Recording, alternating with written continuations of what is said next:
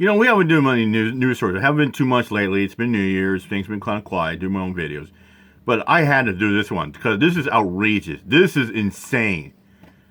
I mean, this is making you like, wow, really? Could this happen? Yeah, it's called Trans Woman Arrested, Accused of Being a Man in a Dress.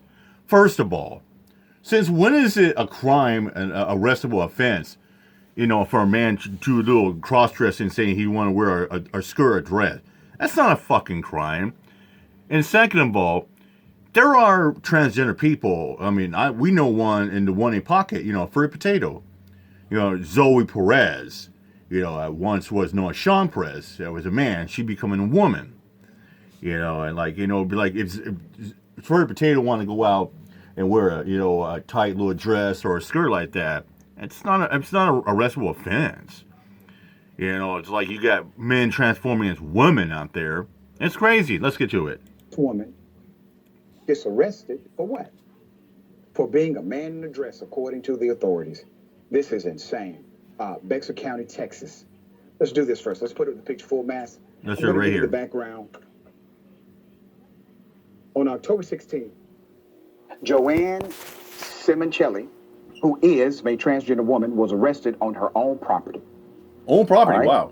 Own property for allegedly filing a false police report and for being and I quote, man in dress. This is in Texas. Here's what led to the arrest. On the day of her arrest, she alleges she was exiting her property, taking photos for real estate purposes. According to her, her nephew, who lived nearby, surprised her while she was in the car and began shouting, transphobic slurs. Simoncelli remained in the vehicle as the nephew's frustration began to grow. He then punched her car window. That's a horrible family incident. She and her nephew both contacted law enforcement about the incident. When officers responded, the nephew outed Joanne as a trans woman, as if somehow that's a crime, right? She was then arrested for making a false police report. What? After her arrest, I was just thinking, so when is it? It was a freaking crime with the male population for being a transgender person. Identified her as a female. She was ridiculed with transphobic hate speech and subjected to physical pain. Here is what she had to say in an Instagram post. I feel my civil rights and human rights were violated. I ask that my dear friends come support me December 5th, 2022 in the San Antonio County Courthouse, County Court 15 at 8 a.m. The injustice to the LGBTQIA community must stop. Please join me. I've been instructed by counsel to not make any further comments about this pending case. Right? That's what she said. Now let's be very clear, right? Regardless of your faith conviction or whatever you believe about individuals in the LGBTQIA community, whatever you believe, you have to believe that it is wrong to arrest someone for existing. No matter what your thoughts may be. And I think it's just blasphemy. I think it's so stupid and it's outrageous to arrest somebody on their sexuality, belief, if they want to be, if they're transgender. It's stupid. It really is stupid. Be about anything else to come to somebody's property and arrest them for this has to make you upset. And if it doesn't make you upset, you're part of the problem. Exactly. There's more. Her civil rights were, in fact, violated. Yeah, it was. This case, the fact that she was ridiculed, double standard case, and harassment that many in the trans and non-binary community and the intersex community, they experience daily. Under capitalism, she did everything she was supposed to do in the eyes of the law, undertaking the lengthy and grueling process of changing all of her legal documents to reflect her lived gender. When she was attacked, she again did what people are supposed to do. The correct thing to do. What? Call emergency services. Yeah. There's more.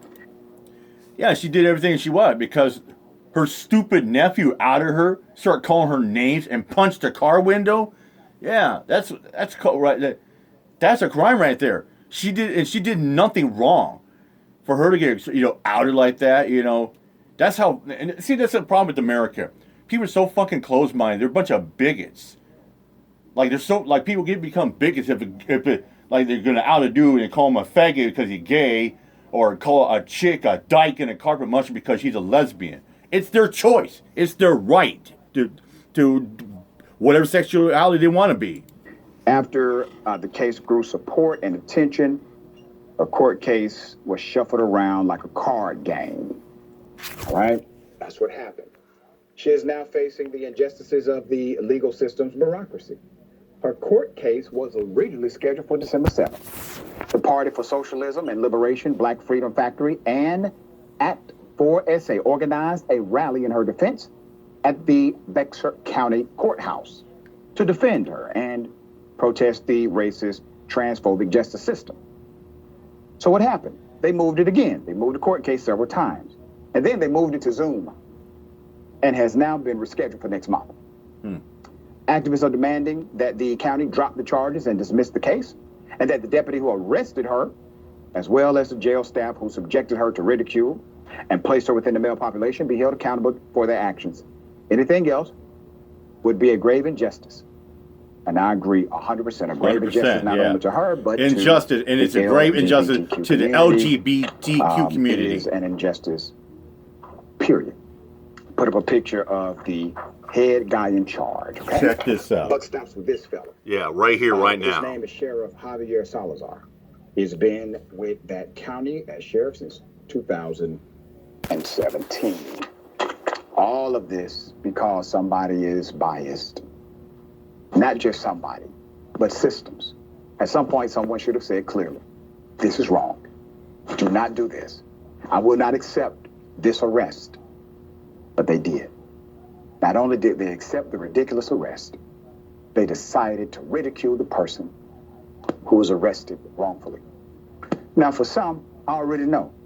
You're going to say you don't give a damn about trans individuals. And you may wax poetic about your feelings, or your religious conviction, whatever it may be. But I want to remind you that if you are a Christian evangelical, if you belong to a Christian faith at all, Scripture says God is love, which also means love is God. Also people want to talk about people say, religion-wise, being a Christian or Catholic or Mormon. People sit there saying, well, being with the same sex or bisexual or like that, or being transgender, God doesn't love her shit. No, it doesn't matter. As long as you take God in your heart and you believe in the good things, God's going to look after his children no matter what sexuality, what gender they go by. It was Jesus, Yahshua, who said, how can you say you love God whom you have never? Yeah, especially when you get somebody go out there and say, yeah, you love Jesus and Joshua, then you love God in the name of Jehovah. Never seen. But hate your brothers, hate your sisters who you see every day. I challenge your convictions when it comes to the humanity that you're supposed to love. Because all I see is a bunch of folks, a bunch of cowards who are afraid of the reality of their own shortcomings, trying to make other people small. All right, David, thoughts here. I'm disturbed by the nephew and clearly his, bias and hatred that he has in his heart. But I'm also just as disturbed by the responding police officer, because this is not a difficult call for a police officer. Right. You show up on the scene and you're told this person hit this person. So you take the nephew and say, I don't care who she is, what he is, what you think is going on, their race, their creed, their religion. You don't hit people. And when you hit people, you have committed assault. And I'm taking you to jail. Bingo. But for the police officer to suddenly turn this around, because he sees that this is a trans person and therefore that's the person he needs to go to jail. That shows that the police officer needs to get out of police work. He is no responsibility to this community. He's only making things worse, and my heart goes out to this poor person. Yeah, at this point, prosecutor needs to drop the case. They don't want the smoke. They keep changing the date. They moved it to Zoom, and they're now changing it again. Yeah. Yeah, it's like the old saying, when there's smoke, there's fire. You know, and I think it's a problem as well. You got police officers who already, you know, they're like judgmental, or somebody's religion, background, their beliefs, their sexuality. You know, if they want to relate themselves, you know, they're transgender, want to be a man or woman. Who the hell gives these dumb fools the power to sit there and say, "Oh, you can't be a guy can't be dating another guy, or a chick can't be another chick, or maybe you're not happy with your sexuality, so you want to change it." This is 21st century of America, ladies and gentlemen. This is not 1950 Patsy Cline and Donna Reed shit. Anyways, I'm out of here. My job. Peace out.